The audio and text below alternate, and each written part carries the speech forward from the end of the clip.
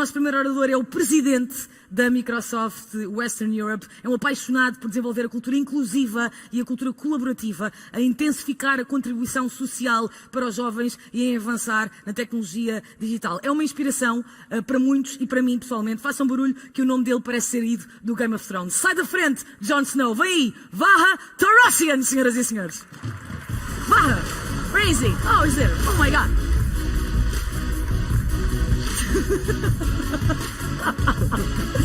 Yes, nice to see you again. Hello, good afternoon, everyone. That's great to be back. Already 1 year, and he has the same level of energy, and very excited to be back. And I have to say, it's unbelievable to feel the dynamic and the energy and the passion in this room and since the last few days. So thank you for being here, and hopefully, in the next 15 minutes, I would like to speak about a topic that I know it's at the heart of many of you, at least in Portugal. I would like to talk about sustainability, somehow sustainability in terms of our responsibility and also in terms of the opportunity that is behind that for everyone in the country here, for our organization, our companies, the partners, but also at large for the world. I want to share a bold commitment that Microsoft has recently shared. Actually, it was less than 10 days ago, on what we are planning to do and how we want to take some leadership in this area. So, to some degree, the question that you might ask is why and why now? There's one clear scientific consensus today in the world that we are really facing a major climate problem. Actually, a carbon problem in the planet and in the environment. And somehow what is happening now is clearly that, the carbon in the atmosphere has created this blanket of gas that is trapping the heat and creating this climate challenge that we are facing. Actually, if you think about what happened since the last industrial revolution, basically in the last 250 years, the temperature of the planet, has increased by about 1.5 degrees.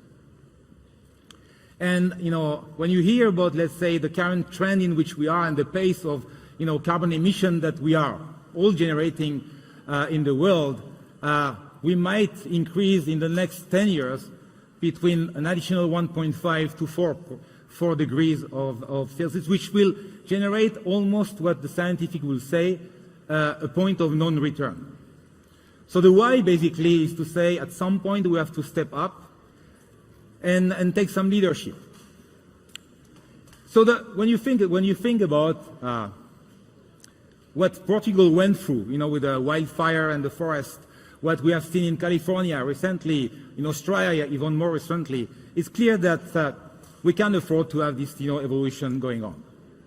So when you think about, since the humanity has been in an active process, the humanity has created 2 trillion of metric cubes of carbon emission since the beginning of humanity. But if you think about how much we created since the 1950, this is where the most of the accelerated carbon emission has happened. So you can see that the path not only is accelerating and impacting, in fact, the global warming, but also, in fact, is accelerating the impact and scale of what we are facing on.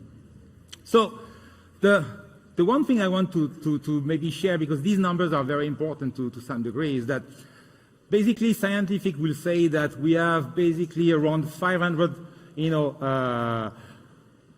cubic metric billion of metric tons of consumption in the next 10 years to happen. And we are consuming and emitting about 50 billion every single year. So basically we have between 8 and 10 years before the catastrophe. So what we decided is very much to take a bold challenge and to articulate the way we are going to do it is basically taking a bold commitment in terms of not only for us but building the ecosystem to us. What we are committing is to say that in the next 10 years, by 2030, Microsoft will be negative carbon emission company. That means that the volume of carbon emission that we'll put in will be lower than the one that we'll get out of the atmosphere. That's a bold commitment. The second one is to say that by 2050, we would like to go back to how much carbon emission we created since the foundation of Microsoft in 1975, and remove, in fact, the totality of it to be carbon neutral.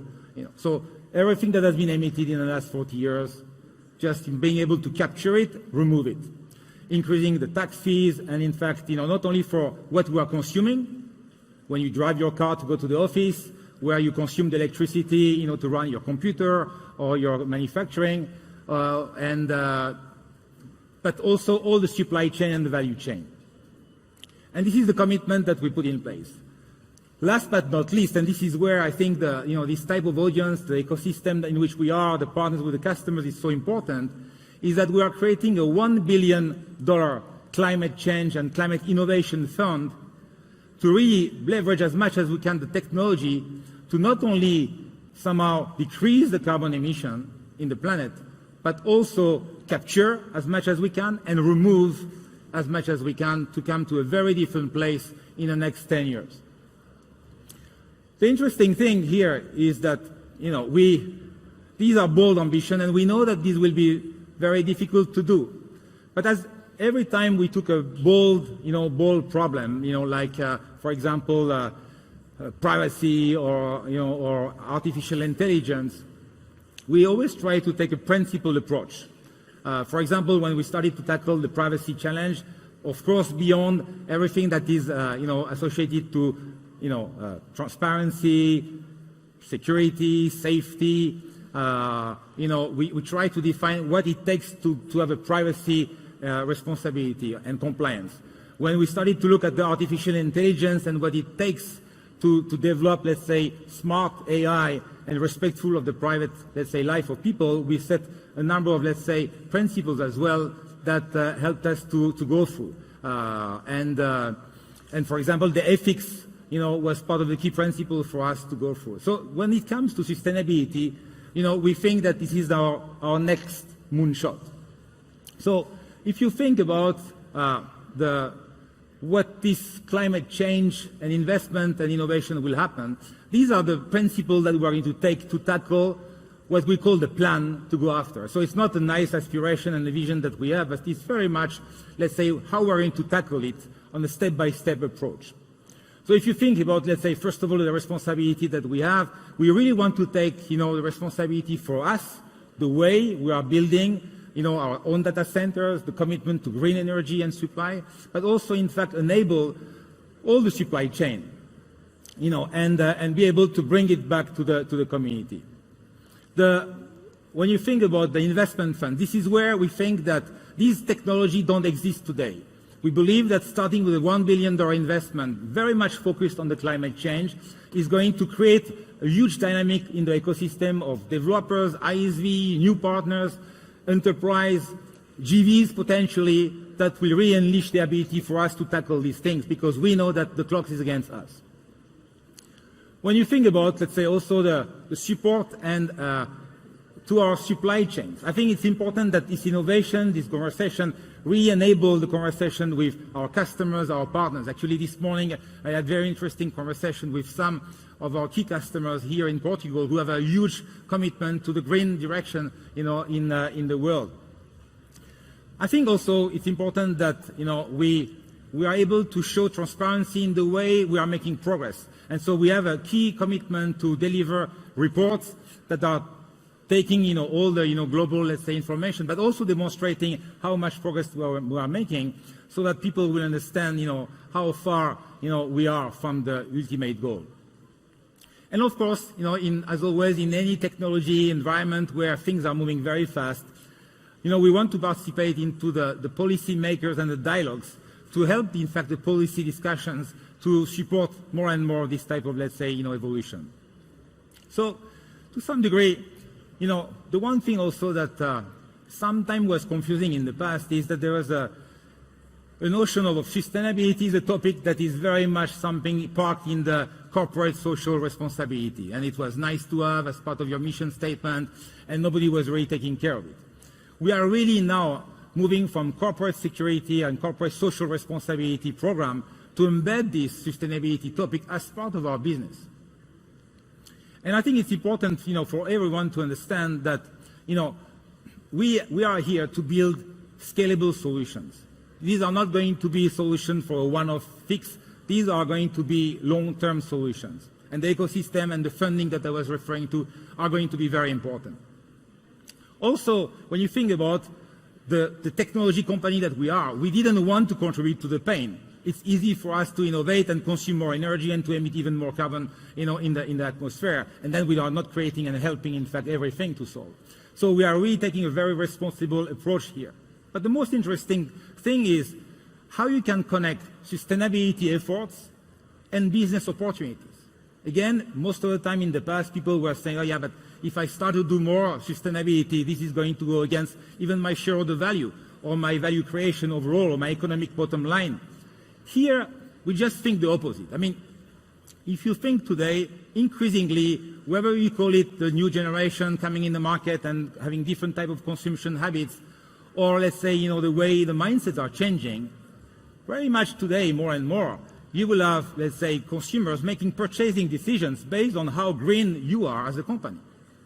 Actually, it was not, I think only 2 weeks ago, Blackstone, one of the biggest, if not the biggest, asset funding company of $7 trillion, asset, has decided to remove any investment in the companies who are not committing on, let's say, a green strategy.